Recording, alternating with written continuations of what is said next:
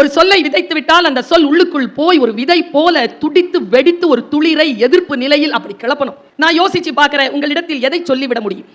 காலம் தான் நான் இன்றைக்கு எடுத்துக் கொண்டிருக்கக்கூடிய பொருண்மை. இந்த காலத்தை எப்படி கணிப்பது? காலத்தை பற்றி உங்களிடத்தில் எதை சொல்வது? இங்கே எல்லா வயதினரும் வந்திருக்கிறீர்கள். இந்த வயது பற்றி பேசும் பொழுது, காலம் பற்றி பேசுகின்ற பொழுது, ஒரு 10 ஆண்டுகளுக்கு முன்னால் நான் பேசிய எந்த வார்த்தையும் இந்த காலத்திற்கு பொருந்துவதே இல்லை. சைலண்ட் அப்படின்னு ஒரு ஜெனரேஷன் இருந்தது. சைலண்ட்னா உங்களுக்கு பேரு. அவங்க எப்போ பிறந்தாங்கன்னா 1964க்கு முன்னால பிறந்தவங்க எல்லாம் சைலண்ட் ஜெனரேஷன். 1964க்கு பிறகு பிறந்தவங்க எல்லாம் பூமர்ஸ். சரியா? பேபி பூமர்ஸ்னு பேர் அவங்களுக்கு. வெறும் பூமர்ஸ்ங்கறாங்க இவங்க எல்லாம். Baby boomers original name. 1980க்கு பிறகு பிறந்தவர்கள் அப்படின்னு பார்த்தா அவங்க எல்லாருமே ஜெனரேஷன் எக்ஸ். அதுக்கு அப்புறமா பிறந்தவங்க மில்லியனியன்ஸ்.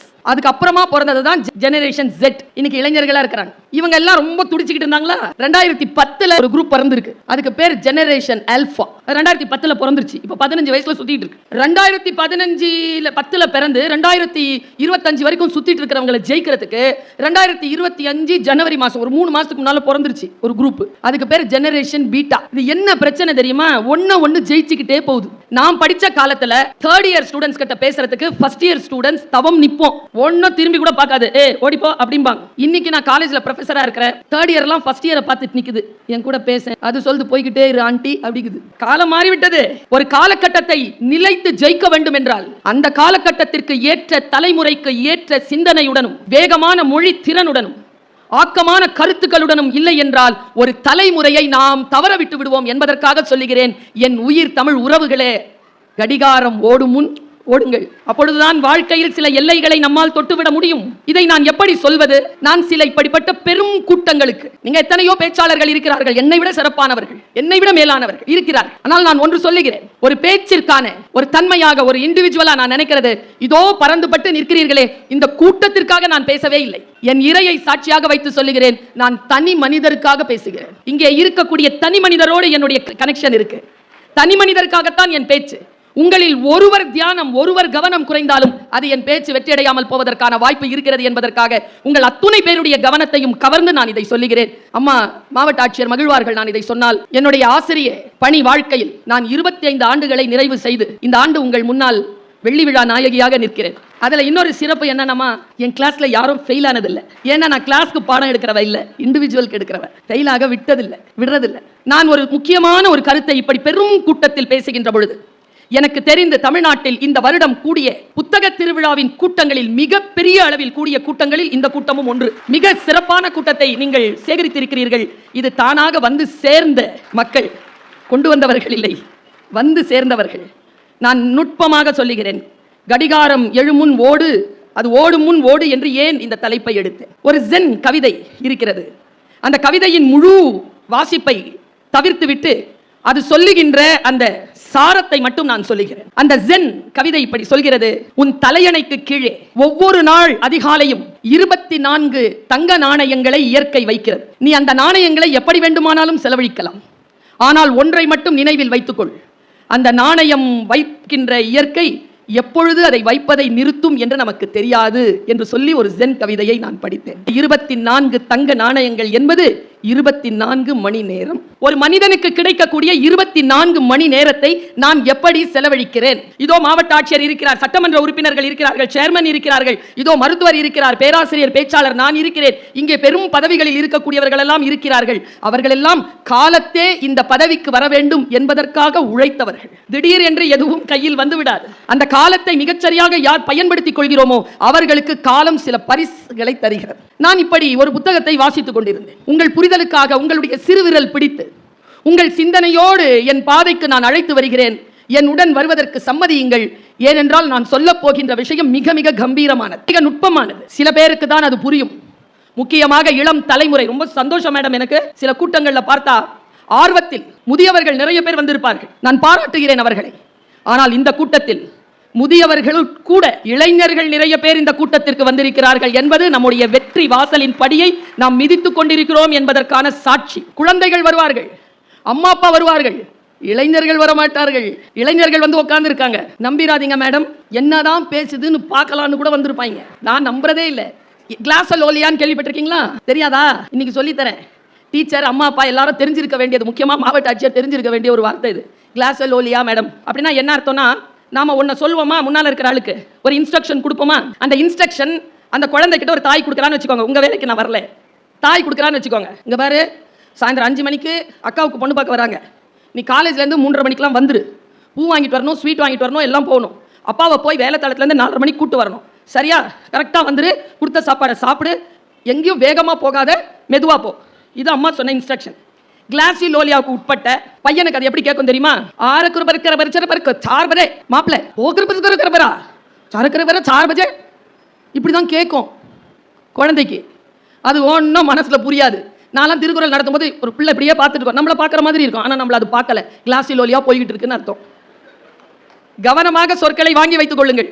வாழ்க்கையில் பெரியவர்களை பார்த்து சொல்லுகிறேன், நாம் பேசுவதை ஒருவேளை பிள்ளைகள் கேட்காமல் இருக்கலாம், சில நேரங்களில் கிளாஸிலோலியாவாக கூட இருக்கலாம். ஆனால் ஒன்று சொல்லுகிறேன், சில கீ பாயிண்ட்ஸ் புரிஞ்சிடும் உங்களுக்கு.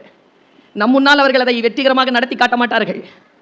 ஒரு ஆசிரியராக சொல்லுகிறேன், அவர்கள் வாழ்க்கையில் அவர்கள் சவால்களை சந்திக்கின்ற பொழுது நாம் சொல்லித்தந்த நல்ல விஷயங்கள் அவர்கள் வெற்றி பெறுவதற்காக அவர்களுக்கு பயன்படும் என்பதற்காக நல்ல வார்த்தைகளை நாம் சொல்லிக்கொண்டே இருக்க வேண்டும். சமீபத்தில் நான் ஒரு புத்தகத்தை வாசித்தேன். இந்த பொருளை சொல்றதுக்கு தான் இவ்வளவு பீடிகை, உங்களை தயார் பண்றதுக்காக இவ்வளவு பீடிகை போட்டேன். அது ஒரு தென்னாப்பிரிக்க எழுத்தாளன் எழுதிய ஒரு புத்தகத்தின் முகப்பு. எப்பவுமே முகப்பு ரொம்ப முக்கியம். அதுதான் நம்மை அழைத்து கொண்டு புத்தகத்திற்குள் செல்லும். நான் அதை வாசிச்சு பார்க்கிறேன். அதன் முதல் வார்த்தை இப்படித்தான் தொடங்கியது: உன் பேரனின் மகன் வறுமையில் வாகனங்கள் இன்றி தெருவில் பசியோடு நடப்பான். பெரிய சாபம் தானே சார்? இப்படி யாராவது சொல்லலாமா? உன் பேரனின் மகன் வாகனங்கள் இன்றி வறுமையில் பசியோடு தெருவில் நடப்பான்னு சொல்றான். நால இண்டிவிஜுவலா படிக்கிறவ தானே, எனக்கும் பொருந்தம் தானே. இவன் என் பேரனை மகனை பற்றி எப்படி சொல்ல முடியும்? எங்க அப்பா சைக்கிள்ல போனார், நான் ஸ்கார்பியோல வரேன், என் புள்ள BMW வரும், என் புள்ளனுடைய பேர லம்போகினில வருவான். அதுக்கு அவன் மகன் கண்டிப்பா ஹெலிகாப்டர்ல தான் வந்து இறங்கணும். அது எப்படி வறுமையில் நடப்பான்? என்ன சொல்றான் இந்த ஆளு? அடுத்து படித்தேன், என் காலில் இருந்து தரை நகர்ந்து போனது, அதை அப்படியே உங்களிடத்தில் கடத்துகிறேன். சிரமமான சூழல், பேரனின் மகன் நடப்பான்னு தொடங்குது. சிரமமான சூழல், ஃபர்ஸ்ட் ஸ்டெப். சிரமமான சூழல் வலிமையான மனிதனை உருவாக்கும். வலிமையான மனிதன் வசதியான சூழலை உருவாக்குவான். வசதியான சூழல் வலுவற்ற மனிதனை உருவாக்கும். வலுவற்ற மனிதன் சிரமமான சூழலை உருவாக்குவான். சிரமமான சூழ்நிலையில் உன் பேரனின் மகன் வறுமையில் நடப்பான். எவ்வளவு பெரிய பாடம்! பணம் படைத்தவர்கள், நான் இப்படி சொல்றேங்க, இந்த தலைமுறைக்கு நீங்கள் தர வேண்டியது வசதியான சூழல் இல்லை, வலிமையான சூழல் உருவாக்குவதற்கான சூழலை யார் எந்த தலைமுறை உருவாக்குகிறதோ அந்த தலைமுறை தான் மிக வலிமையான ஒரு தலைமுறை உருவாக்கி விட்டு போகும். நான் பல பேரை பார்க்கிறேன். இன்னைக்கு இருக்கிற யங் ஜெனரேஷன் கடிகாரம் ஓடும் முன் ஓடுகிறார்கள். நேர கட்டுப்பாடு இருக்கிறதா அவர்களிடத்தில்? எப்படி அவர்கள் தன்னுடைய வாழ்க்கையை வாழ்ந்து கொண்டிருக்கிறார்கள் என்று யோசித்து பார்க்கின்ற பொழுது மனம் பதறுகிறது. 20 வயதிலேயே 40 வயது இருக்கக்கூடிய முகபாவனையோடு இன்றைக்கு இருக்கிறார்கள் என்றால் மிக முக்கியமான ஒரே வார்த்தை, 9 மணிக்கு படுத்து தூங்குறது இல்ல, 3 மணிக்கு தூங்குறது. கடிகாரம் ஓடும் முன் எப்படி ஓடுவேன்? 4:30 மணிக்கு, 8, 9 மணி, 10 மணி தான் முழிப்பே வருது. இன்றைக்கு நான் வாசித்து பார்க்கிறேன், யோசித்து பார்க்கிறேன், இன்றைய சமூகத்தில் காலத்தை நாம் கணிக்க தவறிவிட்டோம். ஒரு தலைமுறைக்கு காலத்திற்கான இம்பார்ட்டன்ஸ் அதை நாம் கொடுக்கவே இல்லை. இப்படி சொல்கிறேன், சரியாக இருக்கிறதான்னு பாருங்க. என்னுடைய கேம்ப்ல ஒரு பொண்ணு 3 மணி ராத்திரி காணோம். தேடுறேன், காணோம் மேடம், எங்கேயும் பார்க்கறேன், காணோம். பார்த்தா மொட்டை மாடியில மேல 3 மணிக்கு பாட்டு கேட்டுட்டு இருக்குது. அடுத்த நாள் கூப்பிட்டு டெர்மினேட் பண்ணிட்டேன், கேம்ப்ல இருந்து வெளியேற்றிட்டேன். அவங்க அம்மா அப்பா சொன்ன விளக்கம் என்ன தெரியுமா?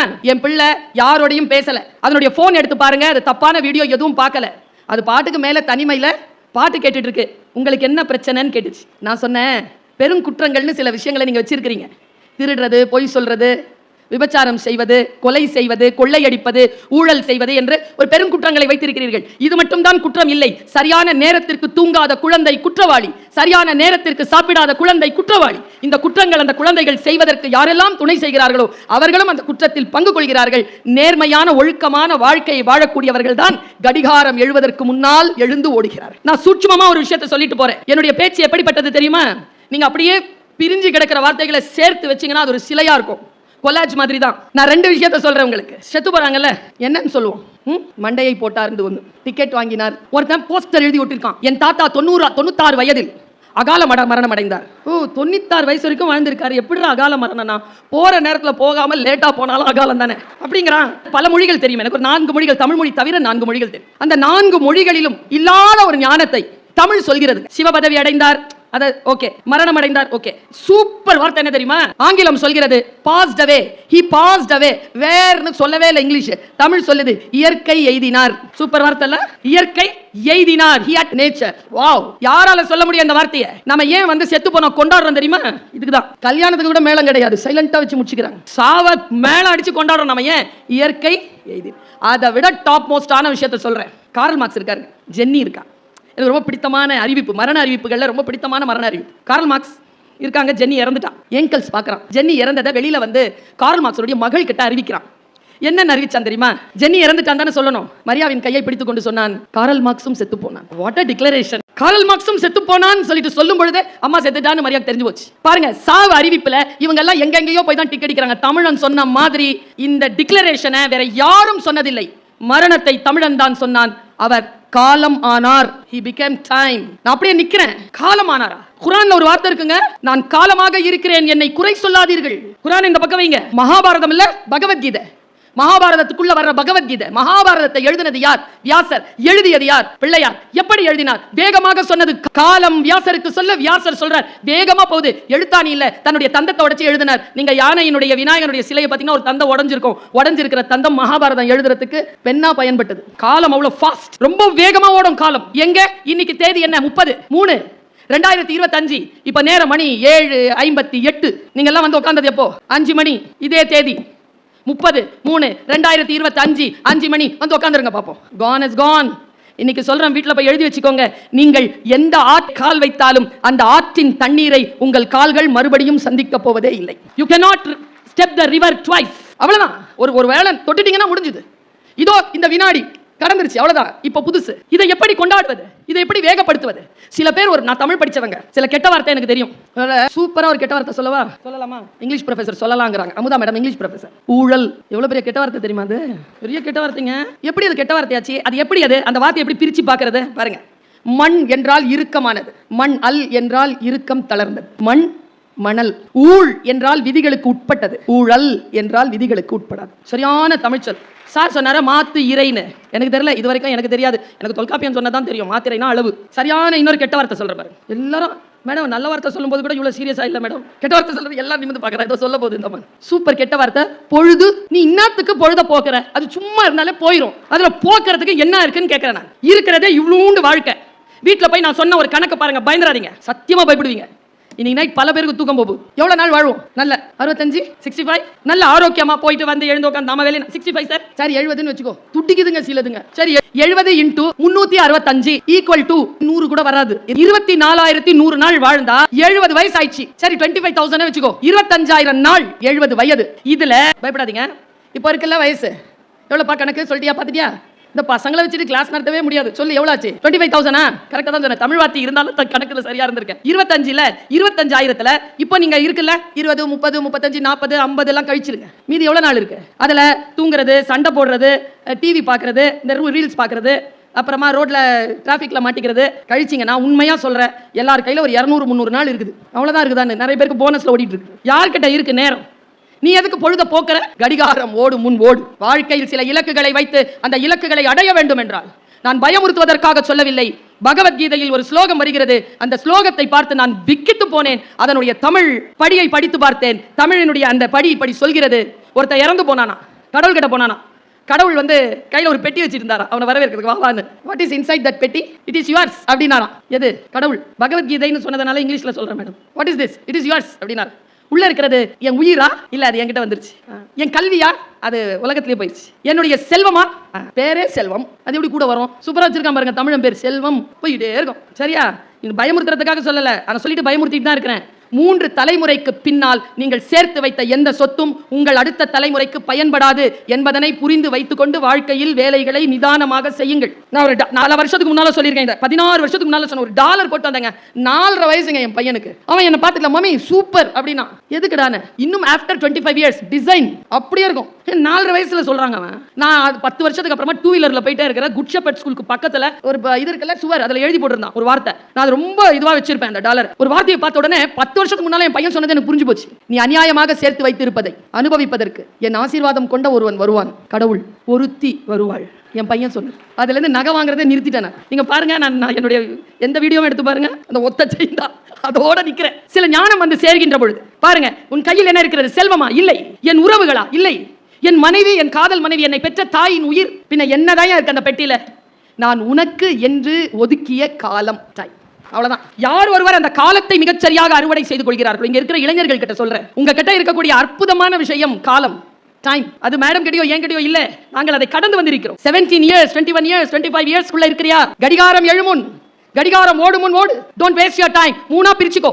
வாழ்க்கையில் அந்த விஷயங்களை வேஸ்ட் பண்றியா, இன்வெஸ்ட் பண்றியா, ஸ்பெண்ட் பண்றியா? செலவழிக்கிறாயா, முதலீடாக போடுகிறாயா, அல்லது வீணடிக்கிறாயா? வீணடிப்பதை குறைத்துக் கொண்டு, செலவினங்களை குறைத்துக் கொண்டு இன்வெஸ்ட் பண்ணு, டைமை இன்வெஸ்ட் பண்ணு. இப்போ நீங்க எல்லாம் இங்க வந்து கேட்டுட்டு இருக்கீங்களா இந்த பேச்சை? You know you are investing. ஏதோ ஒரு விஷயத்தை நீங்க இன்வெஸ்ட் பண்ணிட்டு இருக்கீங்க, முதலீடாக மாற்றிக் கொண்டிருக்கிறீர்கள். நாம நினைக்கிறோம்.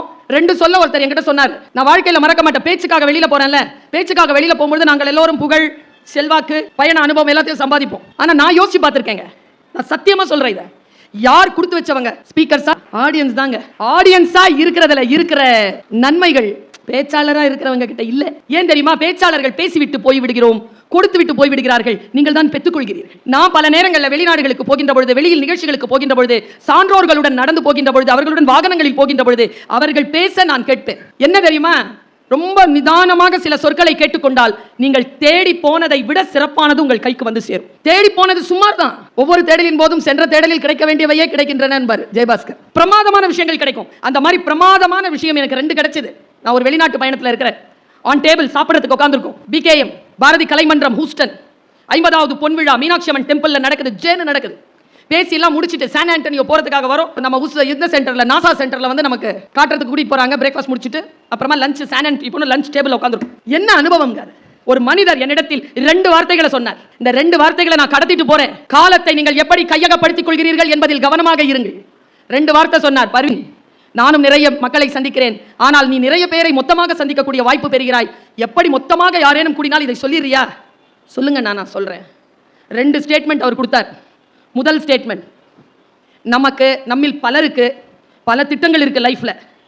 இல்லாத திட்டம் என்ன தெரியுமா? ஒண்ணே ஒண்ணு, நம்மோடு நமக்கு எந்த திட்டமும் இல்லை. உங்களோடு உங்களுக்கு திட்டங்களை இன்றிலிருந்து ஆரம்பியுங்கள்.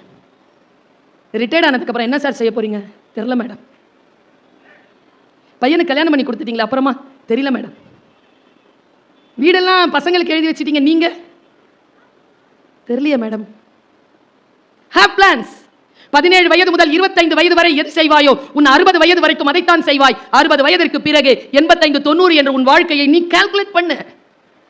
செல்ஃபிஷ்னஸ் தான் தப்பு, செல்ஃப் லவ் தப்பே கிடையாது. இன்னைக்கு சொல்றேன், போய் எழுதி உங்களுடைய டைரியில உங்க வீடுகளில் மாட்டி வச்சுக்கோங்க. Have self love.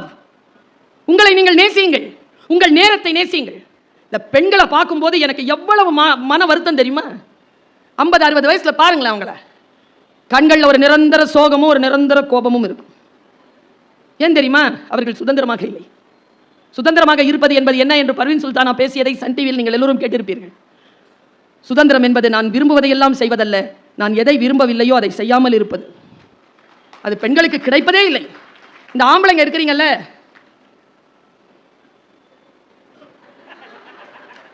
கல்யாணம் ஆன உடனே உங்க ஃபர்ஸ்ட் அசைன்மெண்ட் என்ன தெரியுமா? ப்ராஜெக்ட். பொண்டாட்டியை திருத்துறது. நீங்க என்ன டீச்சரா? அவ என்ன ஆன்சர் ஷீட்டா? 25 வருஷமா சொல்றேன், திருந்தவே மாட்டேங்கிறேன். நானும் தான் கேட்டுட்டு இருக்கிறேன், நீ சொல்றதை எப்போ நிறுத்தி திருந்துவேன்னு. அது இல்ல. நான் ஒரு வார்த்தை சொன்னேன்னா நீங்க ஆச்சரியப்பட்டு போயிருவீங்க. குரான், திருக்குரானில் ஒரு வார்த்தை வருகிறது, உங்கள் மனைவி காதுகளை, பைபிள் சொல்ற மாதிரி, காது இருக்கின்றவர்கள் கேட்க கடவீர்கள். கேட்டுக்கொள்ளுங்கள் இந்த வார்த்தையை. உங்கள் மனைவி உங்கள் விலா எலும்பிலிருந்து உருவப்பட்டவள். விலா எலும்பு வளைவாகத்தான் இருக்கும். அதை நேராக்க முயற்சி செய்தார், அது உடைந்துவிடும். உங்கள் நெஞ்செலும்பு உடைவதற்கு நீங்கள் ஏன் முயற்சி செய்கிறீர்கள்? அது அப்படியே விடுங்க. அதன் இயல்பு அப்படித்தான். அந்த இயல்பு அப்படின்னா pebble is a pebble, rose is a rose. When you want to fly with eagle, பருந்து கூட பறக்கணும்னு நினைச்சீங்கன்னா don't swim with ducks. வாத்துகளோடு நீந்தாதீர்கள். வாத்துகளோடு தான் நீந்த வேண்டும் என்றால் பருந்துகளோடு பறக்காதீர்கள். இந்த பாட்டில் எனக்கு இந்த ரேப் சாங்லாம் நான் கேட்பேங்க. இப்போ கெட்ட கெட்ட வார்த்தையில் வர்றதுனால கேட்கறது இல்லை. முதல்ல கொஞ்சம் நல்லா வரும். ஒரு ரேப் சாங் சொல்லவா? பேட்டர் ரேப்னு ஒரு சாங். யார் பாடினது? எந்த எந்த நடிகர் பாட்டுது? இப்போ இஸ்ரோவில் வந்து ஒரு இயக்குனர் மாதிரி இருக்கிறார், அவர் பேரு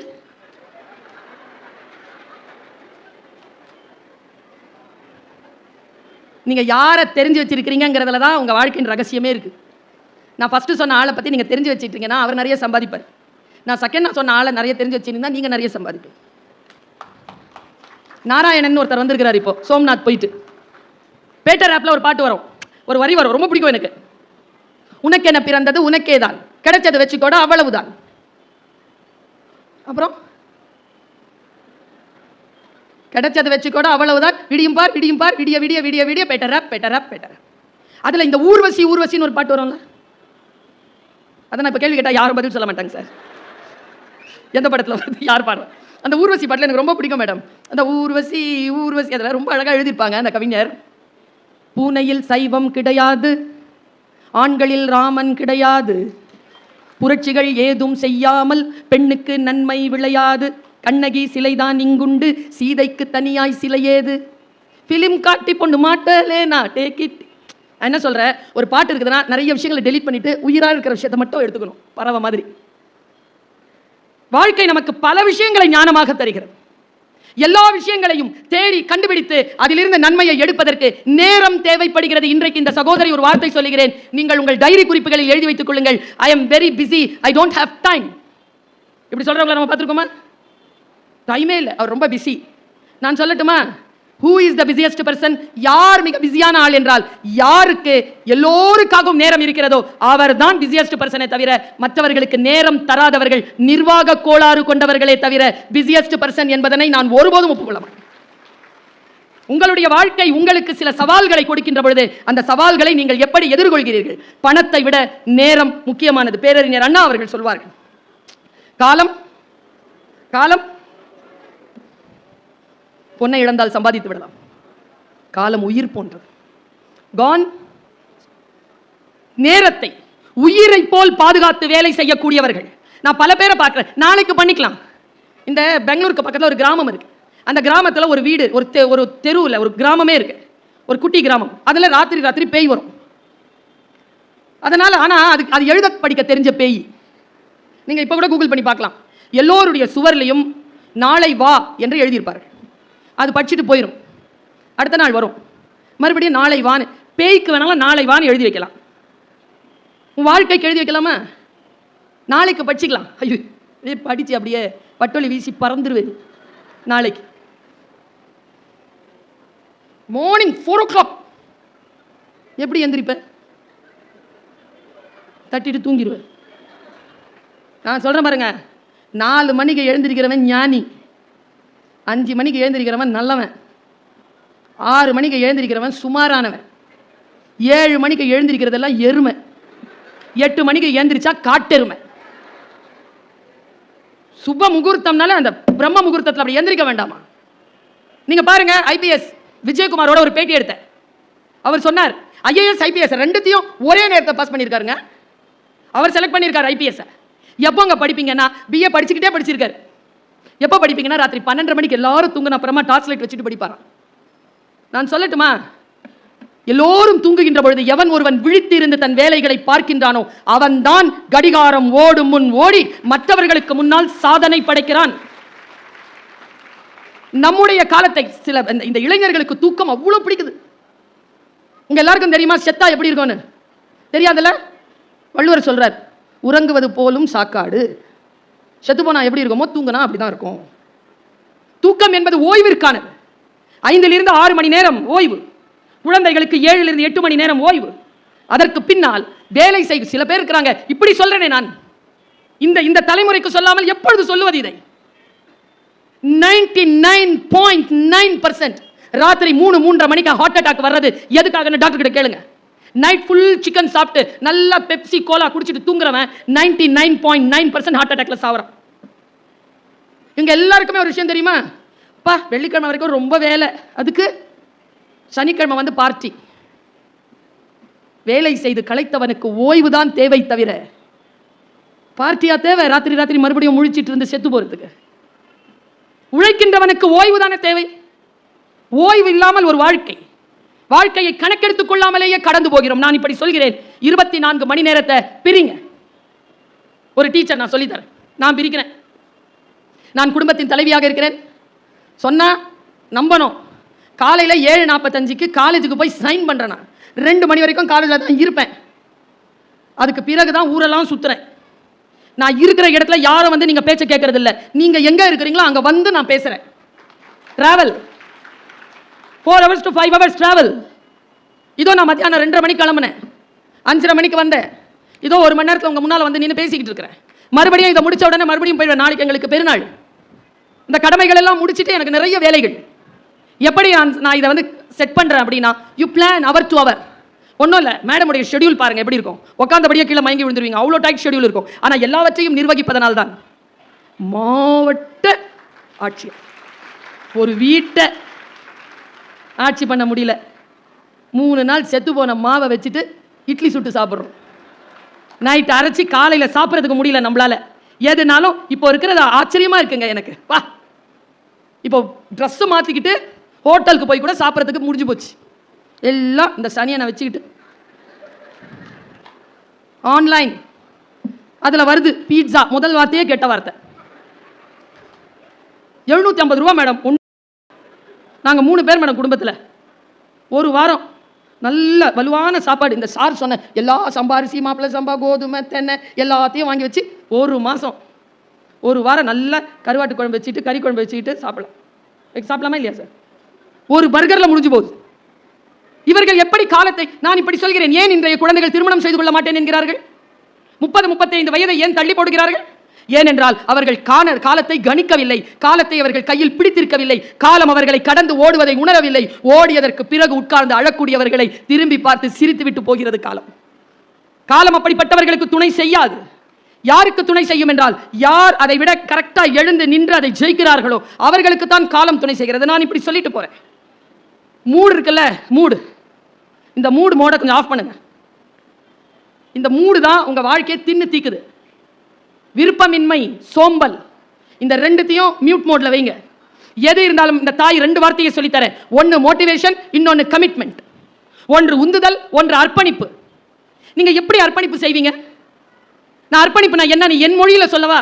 என் மொழியில சொல்றேன். அர்ப்பணிப்பு நான் என்னன்னு சொல்றேன். தூர்தர்ஷன் இருக்குல்ல, நம்ம தூர்தர்ஷன் பொதிகை, அங்க கம்பராமாயணம் பேசுறதுக்கு இன்னிலிருந்து 16 வருஷத்துக்கு முன்னால என்ன கூப்பிட்டாங்க. நான் கம்பராமாயணம் ரொம்ப விருப்பம் எனக்கு. அப்படி பேசுவேன். நான் கேமரா ஆன் பண்ணிட்டார். சின்ன பிள்ளை பேசுதுன்றதுனால யாரும் இல்லை, கேமராமேன் நான். மேலே அதில் கீ ஆன் பண்ணிட்டு போயிட்டாங்க. நான் ஆரம்பித்தேன்.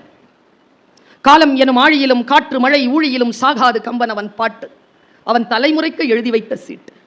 கல்லிருக்கும் கூந்தலினால் உள்ளிருப்பாள் என்று சொல்லி பள்ளமிடும் ராகவனை நம்பு, அது பாடலல்ல உண்மை என்று நம்பு. சீதை நடையழகும் ஸ்ரீராமன் தோழழகும் போதையை நிறைந்ததென்று சொல்லி என்னை போட்டான் மது குடத்தில் அள்ளி. 10,000 கவிதைகளை முத்தாக அள்ளித்தந்த சத்தான கம்பனுக்கு ஈடு இன்னும் வித்தாகவில்லை என்று பாடு. பிரமாதமா பேசுறான். 1 மணி நேரம் பேசி முடிச்ச உடனே கேமராமேன் இப்படி நின்னவர் தான். அதுக்கப்புறமா கிட்ட வந்து சொல்றாரு, மேடம் சாரி மேடம், என்ன கேமரா ஆன் பண்ணல மேடம். நடந்துச்சுங்க. மறுபடியும் அந்த பேச்செல்லாம் பேச முடியாது என்னால. மறுபடியும் எப்படி பேசுறது? ஆனா மனசு என்னன்னு தேத்திக்கிட்டேன் தெரியுமா? போயா, என் பேச்சை கேட்கறதுக்கு எத்தனையோ பேர் காத்திருக்காங்க, இன்னைக்கு ஒருத்தனுக்காக பேசினையா, போயா. இந்த டெடிகேஷன் இருக்குல்ல, சரி இது ஒன்றும் பெரிய டெடிகேஷன் இல்லை. நடந்து முடிஞ்சதுக்கு அப்புறம் நீ சொல்ற ஸ்டேட்மெண்ட் எப்படி டெடிகேஷன் ஆகும்? பிரான்ஸ்க்கு போறேன். என்னுடைய பிரான்ஸ் என் கன்னி பேச்சு பாரதிதாசன் கம்பன் கழக தலைவர் 10வது ஆண்டு விழாவுக்கு என்ன கூப்பிடுறாங்க. நாங்க 3 அறிஞர்களோட போறோம். அதுல என்ன நடந்தது பாலிடிக்ஸ்னு எனக்கு தெரியல. எனக்கு சாட்டர்டே ஈவினிங் கொடுத்திருந்தாங்க, கம்பனில் பெண்மைன்னு தலைப்பு. ஆனா எல்லாமே அதே ப்ரிப்பரேஷன் தான். கம்பராமாயண புக் வச்சுக்கிட்டு அதே படிச்சுக்கிட்டே வரேன். திடீர்னு எனக்கு ஃப்ரைடே நைட்டு காலையில் வந்து இறங்குறோம். ஃப்ரைடே நைட்டு சொல்கிறாங்க, மேடம் நீங்கள் சாயந்தரம் பேசல மேடம், நீங்கள் காலையில் பேசுகிறீங்க. சார் காலையில் யாரும் வரமாட்டாங்க சார், ஃப்ரான்ஸ் வெள்ளிக்கிழமை நைட்டு, எப்படி மார்னிங் வருவான்? யாரும் வரமாட்டாங்க சார். உங்களுக்கு என்ன மேடம், பேசுங்க மேடம். வந்துருவாங்க மேடம். வருவாங்களா? போய் இறங்கணும் பாருங்க. வந்திருந்தாங்க 7 பேர். 7 பேரில் 4 பேர் எங்கே அவங்க? இதோ மைக் செட். இந்த 4 பேருக்கும் பிரெஞ்சு தவிர்த்து வேறு எதுவும் தெரியாது. 3 பேர் ஆடியன்ஸ். அதில் ஒருத்தர் எனக்கு கார் ஓட்டிட்டு வந்தவர், 2 பேரில் ஒருத்தர் கம்பன் கழக தலைவர், இன்னும் ஒன்று அவங்க பொஞ்சாதி. 2 பேர் கேமரா அப்படி வச்சிருக்கு, பேச ஆரம்பிச்சிட்டேன். கம்பெனியில் பெண்மை எது ஞாபகம் வந்தது தெரியுமா? தூர்தர்ஷன் ஞாபகம் வந்துருச்சு. ஃபுல் கமிட்மெண்ட், அர்ப்பணிப்போட பேசினேங்க. ஃபுல் அர்ப்பணிப்போட பேசினேன். கேமரா தான் ஆன்ல இருக்கேன். பேசிட்டேன்.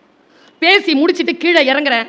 பாரதிதாசன் அவங்க வைஃப் கையை பிடிச்சிட்டு 10வது ஆண்டு விழா நிறைவு பெற்றது மேடம் உங்களுடைய இந்த பேச்சில், ரொம்ப சந்தோஷம். நாங்கள் அவர் அன்னைக்கு பண்ண ஒரு வேலை 2012 பிரான்ஸ் கம்பன் விழா, கம்பனில் பெண்மை, பர்வீன் சுல்தானா இன்னைக்கு போட்டு பாருங்க. இந்த 13 வருஷமா 1,56,00,000 பேர் பார்த்துருக்காங்க அந்த பேச்சு. நீங்க முழுமையான அர்ப்பணிப்போட வேற வேலை செஞ்சீங்கன்னு வச்சுக்கோங்களேன், அதற்கான பலன் உங்களை வந்து சேரும். இது காஸ்மோஸ்ல பிரபஞ்சத்தின் ரகசிய மொழியில் குறிக்கப்பட்ட ஃபார்முலா. நீங்க செய்யணும்ன்றது செய்யாதீங்க. ஏங்க பைபிள்லையும் உபனிஷதங்களையும் சொல்ற வார்த்தையை சொல்ற, நீ உன் சதையை சுட்டரிக்க கொடுத்தாலும், நீ சம்பாதித்த அத்தனையையும் நீ செலவு செய்ய கொடுத்தாலும், அன்பு உனக்கு இராவிட்டால் ஏதும் இல்லை என்று சொல்லுகிறது கொரிந்தியர். அர்ப்பணிப்பு. உபனிஷதம் சொல்கிறது. உட்கார்ந்து ரிஷிபங்கன் மிகப்பெரிய ஒரு யாகத்தை நடத்துகிறான். யாகத்தை நடத்தின அந்த மன்னனை குறித்து அவனுக்கு போதனை அளிக்கப்படுகிறது. இந்த யாகம் நடத்தியவனுக்கு சொர்க்கம் இல்லை, நரகம் தான் என்று ரிஷிபங்கன் கேட்கிறான். எதற்காக இவ்வளவு பெரிய யாகம் நடத்தியவனுக்கு எப்படி நீங்கள் நரகம் சொல்வீர்கள்? ஏனென்றால் அவன் நோக்கம் சொர்க்கம் அடைவது. சொர்க்கம் அடைய வேண்டும் என்பதற்காக எந்த காரியம் செய்தாலும் அது கணக்கில் எடுத்துக்கொள்ளப்பட மாட்டாது. நீங்கள் தன்னிலை மறந்து செய்யக்கூடிய வேலை இருக்கு இல்லையா, அதை இந்த காலம் குறித்துக் கொள்கிறது என்பதற்காக சொல்லுகிறேன். ரொம்ப டெப்தான வார்த்தை சொல்றேன், ரொம்ப டெப்தா சொல்றேன். ரூமி சொல்வான், தொழுகை நிகழ்கின்ற பொழுது, தொழுகையில் நீங்கள் நிற்கின்ற பொழுது சில நேரங்களில் தொழுகை நிகழ்ந்து விடுகிறது. நீங்க நிற்கிற போதெல்லாம் தொழுகை நடக்கல. நீங்கள் எப்பொழுது செல்ஃப்லெஸ்ஸா தன்னை மறந்து இறைவனிடத்தில் தன்னை முழுமையாக ஒப்படைப்பீர்களோ அங்கே தொழுகை நிகழ்கிறது, அங்கே நீங்கள் வெல்கிறீர்கள். நான் காலத்தில் அருமை கருதி இதை சொல்லுகிறேன். கடிகாரம் எழுவதற்கு முன்னால், அது ஓடுவதற்கு முன்னால், எங்க அது ஓடிக்கிட்டே இருக்குங்க. நிறுத்துங்களா பார்ப்போம், நிறுத்துங்களா பார்ப்போம். நான் இப்பெல்லாம் பிரார்த்தனை நான் செய்யறதே இல்லை தெரியுமா? என் கண்ணாடி முன்னால நின்று, என் பெற்றோர் முன்னால் நின்று, என் கடவுள் முன்னால் நின்று சொல்வது போல் சொல்கிறேன். அர்ப்பணிப்பும் மன எழுச்சியும் இருந்தால் காலத்தை வெல்லலாம். எங்க அப்பா மரணப்படுக்கை இல்லைங்க, இதை நான் சொல்லணும்னு வரலைங்க. 10 மணிக்கு இறக்குறாருங்க, 7 மணிக்கு நான் கூட இருக்கேன். 7 மணிக்கு அப்பாவுடைய கண்கள் மேலே கீழே அசைது. அம்மா சொல்றாங்க, அப்பா போயிடுவாருமா. அப்பா சொன்ன அந்த 2 வார்த்தையை சொல்லிடுறேன். ஏன்னா உண்மையான கவிஞர், கவிஞர்களினுடைய கூற்று இருக்குல்ல, அது ரொம்ப முக்கியமான. அதனால தான் குறள் நிற்குது, அதாவது குரான் நிற்குது, அதனால தான் பைபிள் நிற்குது, உபனிஷதங்கள் எல்லாமே இலக்கியங்கள், கவிதைகள். அதில் பொய் இல்லை. அப்பா சொன்ன அந்த மரண வாக்குமூலத்தை உங்களுக்கு நான் கடத்துகிறேன், பேரன்பு கொண்டு இருக்கிறேன். அதனால் அவர் சொன்ன வார்த்தை என்ன தெரியுமா? வக்ஸே தர்கர் ரஹோ. உருது தெரிஞ்சவங்க இருக்கீங்களா? இருப்பீங்க வேலூர்ல. वक्से डर कर रहो, ना जाने कब बदलेगा उसका मिजाज, वक्से है दिन वक्से है रात. என்ன அர்த்தம் தெரியுமா? மரணம் வந்து அப்பாவினுடைய தொண்டை குழியை அடைகின்ற அந்த வினாடியில் அப்பா எனக்கு தந்த ஆக உன்னதமான ஞானம், காலத்திற்கு பயந்து கொள், காலத்தின் இயல்பு எப்பொழுது மாறும் என்று தெரியாது, காலமே இரவு, காலமே பகல். It is out of your control. It is not under your control. நீ அதை கண்ட்ரோலே பண்ண முடியாது. அடுத்து சொன்ன வார்த்தை தான், காலத்தை ஜெயிக்க முடியாது. காலத்தை ஜெயிக்கணும்னா நீ சாகணும், அப்பதான் காலமா மாறலாம். காலத்தை வென்றான் யார்? யார் காலத்தை வெல்ல முடியும்? பாருங்க, காலத்தை யாராலும் வெல்ல முடியாது. காலம் கடந்து போன பிறகு அதே பகை உணர்வோடு இருக்காதே, சமாதானம் செய்து கொள்ளு சொன்னார். அதான் அப்பா சொன்ன கடைசி வார்த்தை. எத்தனை பேர் ஆபாச எண்ணங்களையும் ஆராத ரணங்களையும் சுமந்து கொண்டிருக்கிறோம்? இங்க இருக்கக்கூடிய எத்தனை பேர் சொந்த அண்ணன் கிட்ட பேசாம இருக்கிறீங்க? எத்தனை பேர் சொந்த அம்மா அப்பா கிட்டே பேசாம இருக்கிறீங்க? எத்தனை பேர் மாமியார் கிட்ட நாத்தனார் கிட்ட பேசாம இருக்கிறீங்க? எத்தனை பேர் பெத்த புள்ள கிட்ட பேசாம இருக்கிறீங்க? மறுபடியும் வருமா காலம்? வராது, காலம் வராது. இன்னைக்கு மத்தியானத்துக்கு எங்க அண்ணனை சத்தியமா சொல்ல, இன்னைக்கு அண்ணனை நான் கோபப்படுத்தினேன். இன்னைக்கு மத்தியானத்தில் ஏதோ ஒரு வார்த்தை போட்டேன், அதை நான் அவசரத்தில் போட்டால் அண்ணனுக்கு கோவம் வந்துருச்சு. கடுமையான வார்த்தையால் திட்டினான். அம்மா அம்மா அம்மா கிட்ட திட்டினான், என்கிட்ட திட்டினேன். அண்ணா அம்மாட்ட என்கிட்ட சொல்ல, இதெல்லாம் அம்மாட்ட வச்சுக்கோ, என்கிட்ட வச்சுக்காது அப்படின்ட்டு ஏதோ திட்டி எனக்கு மெசேஜ் போட்டான். அடுத்த 10 நிமிஷத்தில் எங்கள் அண்ணனை நான் சமாதானப்படுத்திட்டேன். ஒன்றும் இல்லை, அன்பில் யார் தோற்கிறார்களோ அவர்கள் தான் ஜெயிக்கிறார்கள். யார் அடிபணிய மறுக்கிறார்களோ அவர்கள் தோற்கிறார்கள். இந்த ரகசியம் நமக்கு எப்போ புரியும்? 12 வருஷமா நான் எங்கள் அண்ணனோட பேசுறதுல, போ இந்த கோட்டையில் ஒரு கொம்பு இருக்கும், அதுக்கு மேலே படம் போட்டு கொடியா சச்சி காட்டு. நான் சொல்லவா, அப்பா இல்லைனா அண்ணன் தாங்க நம்முடைய அப்பா, சின்ன அப்பாங்க. அது அப்பாவை இளமையான வயதில் பார்க்கணுன்னா இப்போ உயிரோடு இருக்கிற அண்ணனை பார்த்துக்கோ. பேசலனாலும் போய் பேசிடுங்க. அவங்க கல்யாண ஆனதுலேருந்து சரியில்லாமல் சொத்தா இன்னைக்கு ஒரு ஃபோன் அடிச்சு பாரு. நான் சொல்கிறேன்ல, கடிகாரம் ஓடு முன் ஓடு. கடிகாரம் ஒரு விஷயத்தை முடிவு செய்திருக்கிறது, நீ அதுக்கு முன்னால் ஓடணும். நான் ஒரு ஃபோன், அண்ணா நல்லா இருக்கியா, அண்ணா நல்லா இருக்கியா, அண்ணா எதுக்கு ஃபோன் பண்ண, இப்படி தான் பதில் வரும். அண்ணல்ல சும்மா பேசின போல இருந்துச்சு, உன் ஞாபகம் வந்துச்சு, உன்னை ஒரு வாட்டி பார்த்துக்கவா வந்து. ஏன் என்ன மனசு சரியில்லை, அங்கே அப்படியே குரல் டவுன் ஆகும். அதுதான் அண்ணன். ஏன் தெரியுமா? அம்மா அப்பாவுக்கு தெம்பு இருந்தா தம்பி தங்கச்சிகள் பிறக்கும், அண்ணன் பிறக்க மாட்டான், அக்கா பிறக்காது. சூப்பரான ஒரு விஷயம் சொல்லவா, அண்ணனா பிறக்கிறத விட சூப்பர் அண்ணனோட பிறக்கிறது. அண்ணனோட பிறக்கிறவங்க எல்லாம் பாக்கியசாலி. ஆனால் நமக்கு அந்த அருமை தெரிவதே. ஆனால் இப்போ சொல்லி என்ன பிரயோஜனம்? எல்லாத்துக்கும் ஒத்த புள்ள. அது இன்னொரு ஒத்த பிள்ளை கல்யாணம் பண்ணி கொடுத்துச்சுங்க வச்சுக்கோங்க, அதுங்க பிறக்கிறதுக்கு அத்தை கிடையாது, மாமா கிடையாது, மாமி கிடையாது, யாவனும் கிடையாது. நமக்கு நாமே திட்டம், மூஞ்சியை பார்த்துட்டு இருக்க வேண்டியதான். தாத்தா பாட்டி கூட ஸ்கைப்ல தான் வந்துட்டு போகும். உறவுகள் அற்று போகின்ற சூழ்நிலை. அதனால் தான் தமிழ்நாடு அரசு சொல்கிறது, கல்யாணம் பண்ண உடனே நிறைய குழந்தைகளை பெற்றுக் கொள்ளுங்கள். இப்போ சொல்றாங்க, முதல்ல சொன்னாங்க நாம் இருவர் நமக்கு மூவர், நாம் இருவர் நமக்கு இருவர், அப்புறமா நாம் இருவர் நமக்கு ஒருவர். நாம சொல்லாமலேயே அதுங்க சொல்லுதுங்க, நாம் தான் இருவர், நமக்கு எதுக்கு இன்னொருவர். அப்புறமா இப்ப வந்துருச்சுங்க, நாம் எதற்கு இருவர். என்ன மேடம் சொல்றது? இதுங்களை திருத்துறதுக்கு இப்படிப்பட்ட புத்தக திருவிழாக்கள் தேவைப்படுகின்றன. குடும்பம் என்கின்ற உறவு, சமூகம் என்கின்ற உறவு, நாடு என்கின்ற உறவு, உலகம் என்கின்ற உறவு. நான் சொன்னல, என் மனதை நான் தெளிவுபடுத்திக் கொள்வதற்காக, காலத்தை ஜெயிப்பதற்காக நான் சில சூட்சுமங்களை செய்கிறேன். நான் கடவுளிடத்துல பேசுறதே இல்லை, வழிபாடு மட்டும் நடத்துகிறேன். ரொம்ப ஆசை வந்தா, கடவுள்கிட்ட ஏதாவது கேட்கணும்னு ஆசை வந்தா இப்படி மட்டும் சொல்லி விட்டுறது. இல்லைன்னா எனக்கு இந்த ஆசீர்வாதங்கள்லாம் கிடைக்குமா? என்ன வார்த்தை தெரியுமா சொல்றேன்? நீ கொடுத்ததற்கே நன்றி சொல்ல முடியவில்லை, இன்னும் அடுத்தடுத்து கேட்பதற்கு அஞ்சுதே என் நெஞ்சம். சரி, ரொம்ப தேவை, பயங்கர தேவை. என்ன பண்ணலாம்? இந்த வார்த்தை வந்துருச்சு வாயில. இறைவா, எனது தேவை என்ன என்று படைத்த உனக்கு தெரியும். என் அவசரத்தில் புலம்பி உன் அருளில் என்ன குறையும்? உன் சித்தமே என் பாக்கியம். முடிச்சு வந்து பாருங்க. நீங்க கேட்டீங்கன்னா 200 ரூபா கேட்டுப்பீங்க, அவன் 2 கோடி ரூபாய் கொடுக்கலான்னு யோசிச்சுட்டு இருப்பான். இல்லைன்னா 200 ரூபா கொடுத்துட்டு கம்முன்னு இருந்துருவான். மனதை விசாலமாக்கி கொள்ளுதல் இருக்குல்ல, அது காலத்தை வெல்லக்கூடிய அற்புதமான வாய்ப்பு. ஏனென்றால் காலம் ஒரு மிகப்பெரிய கூண்டு போல் உங்களை கட்டி போடுவதற்கு காத்திருக்கின்ற பொழுது அந்த கூட்டிலிருந்து வெளியில் பறப்பதற்கு சில மன தெளிவுகள் வேண்டும். ஒருத்தர் இருந்தா, அவன் பேர் வந்து டேவிட். பிசிக்ஸ், எம்எஸ்சி பிசிக்ஸ் நடந்தது. எனக்கு இது ஒரு ஃபாதர் சொன்னார். பிசிக்ஸ் படிச்ச பையன் வாக்கின் இன்டர்வியூக்கு போயிருக்கான். 250 ரூபாவோட அப்ளிகேஷனை போடு, உனக்கு வேலை கிடைச்சிரும்னு சொல்லியிருக்காங்க. அவன்கிட்ட 250 ருபீஸ் இல்லை. அவன் என்ன பண்ணியிருக்கான்? வீட்டில் வந்து அம்மா அப்பாட்ட கேட்டிருக்கான், இல்லை வெளியில் போய் கேட்டிருக்கான், இல்லை உறவுகள் கிட்ட கேட்டிருக்கான், இல்லை ஃப்ரெண்ட்ஸ் கிட்ட கேட்டிருக்கான், இல்லை சர்ச்சுக்கு வந்துட்டான் நேரா. Jesus, I want 250 rupees only, give me, tomorrow is my day, today you grant me 250 rupees please. சொல்லிட்டு மனசில் தானே ஜபம் பண்ணுவாங்க, சொல்லிட்டு வெளியில் அந்த ஜப ஏடு இருக்குல்ல, அதில் எழுதி வச்சுட்டு போயிட்டான். ஜீசஸ்க்கு கேட்டிருக்கோம், ஆனால் அந்த ஜப லிஸ்ட்டை வந்து ஃபாதர் பார்த்துட்டார். நேராக உள்ள போய் பார்க்குறாரு, அவருக்கு அலவன்ஸ் 600 ரூபாய் அந்த மாதம்.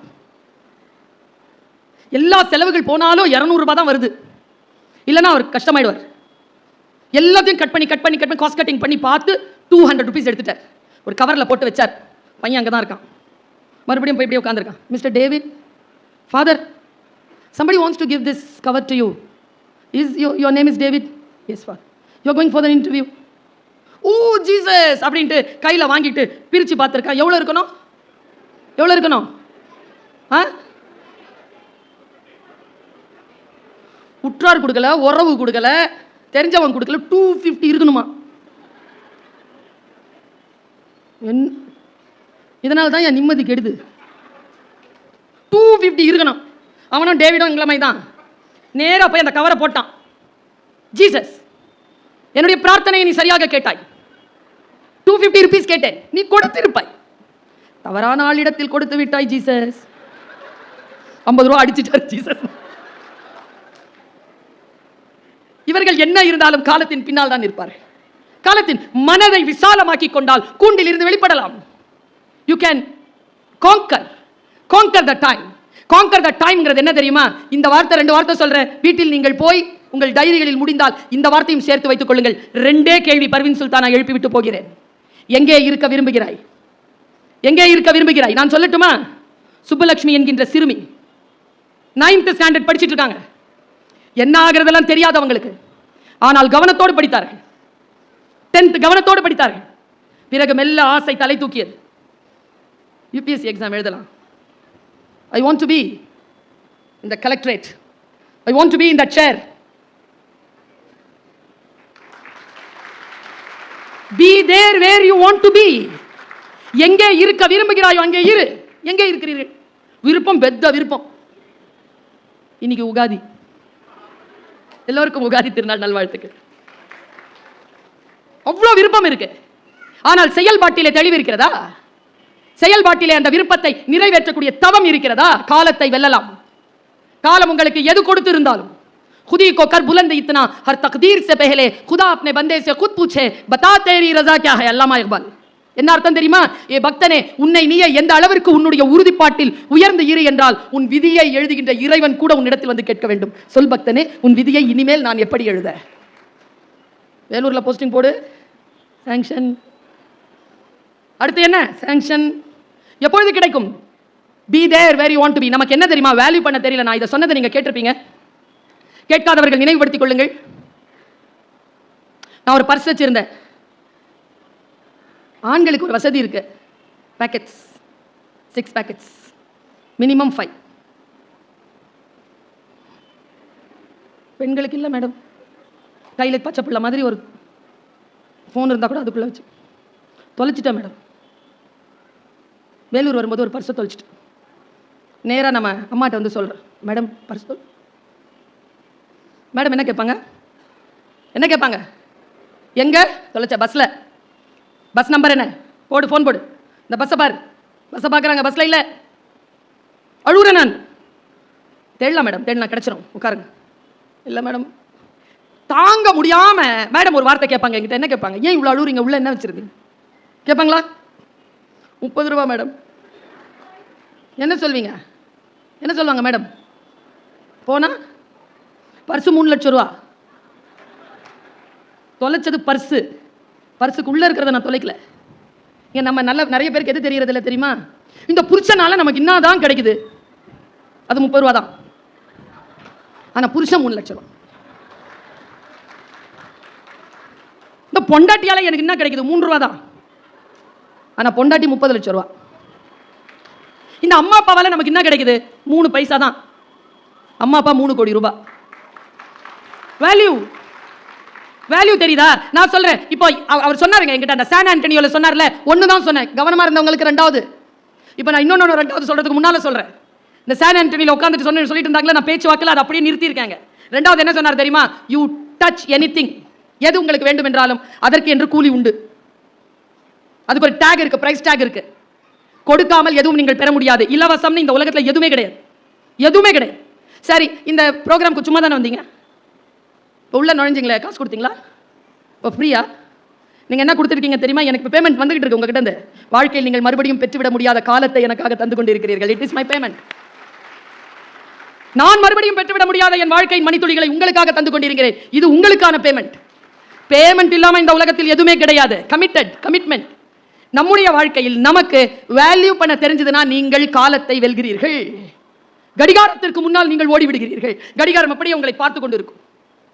பல பேரை, நம்முடைய தாத்தா பேர் நமக்கு தெரியும், தாத்தாவுடைய அப்பா பேர் நமக்கு தெரியாது. சரி, தாத்தா ஃப்ரெண்ட்ஸ் பேர் தெரியுமா? தாத்தாவோட எத்தனை பேர் பிறந்தாங்கன்னு தெரியுமா? பல பேருக்கு தெரியாது. ஆனா பாரதிய தெரியுமா? 1882 பிறந்தான். தெரியுதே நமக்கு. அது எப்படி நமக்கு தெரியுது? பல நேரங்களில் நான் யோசிச்சு பார்க்கிறேன், நமக்கு சில விஷயங்கள் வரலாற்றில் எப்படி இடம் பிடிப்பது, காலத்தை எப்படி ஜெயிப்பது, காலம் ஓடுவதற்கு முன் எப்படி ஓடுவதுன்னு தெரியல. இந்த தங்கை, இந்த அக்கா, இந்த தாய், இந்த பேராசிரியர் ஒரு வார்த்தையை சொல்கிறேன், நீங்கள் உங்கள் மனக்கதவுகளை திறந்து இதை எழுதி வைத்துக் கொள்ளுங்கள். வரலாறு உங்கள் வெற்றியை, இளைஞர்கள் நிறைய பேர் இருக்கிறீர்கள், சொல்லுகிறேன், உங்கள் வெற்றியை வரலாறு முதல் வெற்றியை காகிதத்தில் தான் எழுதும், இரண்டாவது வெற்றியை தான் பொன்னெழுத்துக்களில் எழுதும். ஜெயிச்சிட்டு சும்மா இருந்துடக்கூடாது. சேர்மன், சட்டமன்ற உறுப்பினர், எம்எல்ஏ திரும்ப திரும்ப ஜெயிக்கணும். திரும்ப ஜெயிச்சாதான் வரலாற்று ஏடுகள் அதுதான் 5 முறை அப்படின்னு சொல்றோம்ல, சும்மாவா? அதனால்தான் சாதாரணமானவர்களை விட சாதனையாளர்கள் ஏன் மிகப்பெரியதாக இருக்கிறார்கள் என்றால், ஒன்றை அவர்கள் தக்க வைத்துக் கொள்கிறார்கள். காலத்தை தக்க வைத்துக் கொள்வதற்கான வழியை நான் சொல்லிக் கொண்டிருக்கிறேன். வாழ்க்கையில் எப்பொழுதும் வாய்ப்புகள் நமக்கு வருகின்ற பொழுது அந்த வாய்ப்புகளை மிகச்சரியாக பயன்படுத்துவது எப்படி என்றால், வெற்றிகள் ஒருபோதும் யாருக்கும் உறுதி செய்யப்படுவதில்லை, வாய்ப்புகள் தான் உறுதி செய்யப்படுகின்றன. வாய்ப்புகளை யார் பயன்படுத்திக் கொள்கிறோமோ அவர்கள் தான் வெற்றியாளர்கள். பர்வீன் சுல்தானா நல்லா பேசுவேன்னா, இன்னைக்கு பேசுறியா? இன்னைக்கு நல்லா பேசுறியா? எப்பவோ நான் ஒரு காலத்தில் இப்ப நமக்கு பல நேரங்களில் தெரிவதே இல்லை. நான் சொல்லட்டுமா? If you are committed, if you are really motivated, you can win the time. நீங்கள் காலத்தை வெல்ல முடியும். எப்பொழுது என்றால், இது எனக்கானது. நான் இப்படி உறுதியா சொல்றேங்க, இதை சொல்லி நான் நிறைவு செய்யறேன். ரொம்ப உறுதியா சொல்றேன், ஜெயிக்கிறதுக்கு ஒரே வழிதாங்க இருக்கு. யாருடன் போராடுகிறீர்களோ உங்கள் ஆயுதங்களை அதற்கு ஏற்றவாறு மாற்றிக்கொள்ளுங்கள். ஒரே ஆயுதத்தை வச்சிட்டு இருக்காது. ஒரே ஆயுதம் சரி வராது. ஆயுதம் என்பது கூர்மையாக இருக்க வேண்டும், குத்தி கொள்ள வேண்டும் என்ற அவசியம் கிடையாது. ஆயுதம், சில பேர் இருக்கிறாங்க தெரியுமா, இங்க வச்சிருப்பாங்க ஆயுதத்தை. எப்படி தம்பி இருக்கிற, நல்லா இருக்கிறியா, போ, உன் கவலை தான் எனக்கு. என்னதான் நீ வெளியில வேலை செஞ்சிட்டு இருந்தாலும் உன் பொண்டாட்டி இங்க என்ன செய்யறான்றது உனக்கு தெரியலையே. அவன் இருப்பான் துபாயில், அவன் இருப்பான் ராசல் கைமால, அடுத்த நாள் ஃப்ளைட் போட்டுட்டு வந்து இறங்கிடுவான். இங்கே இருக்கும் அந்த ஆயுதம். சில பேர் அங்கே வச்சிருப்பாங்க விஷத்தை. சாப்பிட்டா விஷ முறிவு இருக்கு, இதுக்கு விஷ முறிவு இல்லை. ரொம்ப பலமாக இருக்கணும், மூடி இல்லை இதுக்கு, இதுக்கு இருக்கு, இது வந்து விழுவோம், நாம தான் வடிகட்டணும். இது சரியா இருந்தால் இது சரியா இருக்கும். இல்லைன்னா கேட்கறது ஆமாவா ஆமாவா ஆமாவா அப்படியா. டூ வீலரை பின்னால் உட்காந்துருக்கிற ஓட்டுவான் தெரியுமா? டூ வீலர் ஓட்டியிருக்கீங்களா? பின்னால் உட்காந்துருவ ஸ்மார்ட்டாக இருந்தா அவன் தான் இண்டிகேட்டர், அவன் தான் திரும்புவாங்க. இப்படியும் வண்டி திரும்பிடும். நம்ம பின்னால் ஒருத்தன் உட்காந்துக்கிட்டு நம்மளை ஓட்டக்கூடாது. நாம் நம்முடைய வாழ்க்கையை நாம் தான் செலுத்த வேண்டும். அதற்கான ஒரு மிக சூட்சுமமான ஒரு விஷயத்தை சொல்றேன். ஆயுதத்தை நிர்ணயம் செய்யுங்கள். புத்தகம் ஒரு ஆயுதம், வாசித்தால் தான் தெரிகிறது. சில புத்தகங்கள் காலில் பட்டவுடன் எடுத்து கையில் ஒட்டக்கூடியவை இல்லை, கிழித்து நெருப்பில் போடக்கூடியவை. படித்தா தானே தெரியுதியா? இல்லைன்னா எல்லாத்தையும் எல்லாம் கண்ணில் ஊற்றிக்கிட்டு இருக்கிறோம். நாம படிங்க. படிப்பு என்பது ஆயுதம், கல்வி என்பது ஆயுதம். ஏன்னா படிக்க படிக்க என்ன ஆகும்னு சொல்லித்தரேன். இதை நிறைய பார்க்காதீங்க, பார்த்துக்கிட்டே இருந்தீங்கன்னா படிக்க முடியாது. படிக்க முடியலன்னா யார் சொன்னாலும் புரியாது, அப்படின்னு போக வேண்டியதுதான். எப்படி புரிஞ்சுக்கிறது? மைண்ட் இருக்குல்ல, அது அரெஸ்ட் ஆயிடும். மைண்ட் அரெஸ்ட் ஆகாம இருக்கிறதுக்கு என்ன பண்றது பாருங்க. நான் ஒரு சூட்சுமமான விஷயத்தை சொல்றேன். மகாபாரதத்தில் பஞ்ச பாண்டவர்களை கொல்வதற்காக வந்தான் அஸ்வத்தாமன். தந்தையை கொன்றார்கள் என்ற வெறி, அவன் உப பாண்டவர்களை கொண்டுட்டான். அவனுக்கு சாபம். சாபத்தோட அலையிறவன் ஒரு காரியம் பண்ணாங்க, அத்தனை கிருஷ்ணனோட சேர்ந்த அத்தனை அந்த படையும் அழிகிற மாதிரி ஒரு வேலை செஞ்சான். நான் ரொம்ப சூட்சமான ஒரு ஆயுதத்தை உங்கள் கையில் கொடுத்து கொண்டிருக்கிறேன். அவன் அனுப்பின ஆயுதம் என்ன தெரியுமா? நாராயணாஸ்திரம். நாராயணாஸ்திரத்தை அனுப்பிச்சிட்டான். கிருஷ்ணனுக்கு தெரியும் நாராயணாஸ்திரம் எல்லாரையும் கொண்டுடணும். எதிர்க்கவே இல்லையே கிருஷ்ணன். என்ன பண்ணான் தெரியுமா? எல்லாருக்கும் இன்ஸ்ட்ரக்ஷன் கொடுத்தான். நாராயணாஸ்திரத்தை விட்டுட்டான். எல்லாரும் மண்ணில் பணிந்து கொள்ளுங்கள், படுத்துருங்கடான்ட்டான். எல்லாரும் தலை சாட்சி படுத்துட்டாங்க. சேனைகள் எல்லாரையும் தானும் படுத்துக்கொண்டான். நாராயணாஸ்திரம் இப்படி வந்துச்சு, எல்லாரையும் பார்த்துச்சு, யாரும் எதிர்க்கிறதுக்கு இல்லைன்னுடன் திரும்பி போயிடுச்சு. கிருஷ்ணர் பணிவை நாராயணாஸ்திரத்துக்கு எதிரான ஆயுதமாக பயன்படுத்தினார். எவ்வளவு பெரிய விஷயம் இது. பல நேரங்களில் நான் பார்க்கிறேன், கொலை நடக்கிறது, தற்கொலை நடக்கிறது. கொலை என்பது வேறு எதுவும் இல்லை, முன்னால் இருக்கின்ற பெரியவர்களை அவமானப்படுத்துவது, அவர்களை கொலை செய்வது. மிகப்பெரிய ஜாம்பவான்களுக்கு முன்னால், மிகப்பெரிய ஆற்றல் உடையவர்களுக்கு முன்னால் தன்னைத்தானே புகழ்ந்து கொள்வது தற்கொலை செய்து கொள்வதற்கு சமம் என்பதனை புரிந்து கொள்ளக்கூடியவர்கள் பணிவை ஆயுதமாக எடுத்துக்கொள்கிறார்கள், காலத்தை வென்று விடுகிறார்கள். இல்லையே நம்ம கிட்ட என்ன அதுக்கு போ போ. அப்புறமா அஞ்சலின்னு இருக்குது, 16வது நாள் 21 வயசுக்கு. மனசு கோதிக்கோங்க எனக்கு அதெல்லாம் பார்க்க. செத்து போகின்ற வயதாது 21 வயசும் 24 வயசும். வண்டி எனக்கு வண்டி கொடுத்த ஆசிரியர், வண்டி சொல்லிக் கொடுத்த ஆசிரியர், டூ வீலரை சொல்லிக் கொடுத்த ஆசிரியர் ஒரே பாடம் தான் எனக்கு சொல்லிக் கொடுத்தார். பர்வீன், எவ்வளவு வேணுமானால் வேகமாக போ, ஆனால் நீ நினைக்கும் பொழுது வண்டி நிற்கணும், அவ்வளவு வேகத்தை மட்டும் செலுத்து. எவ்வளவு பெரிய பாடம் இது, புரியணுமே, பாடம் புரிய வேண்டுமே.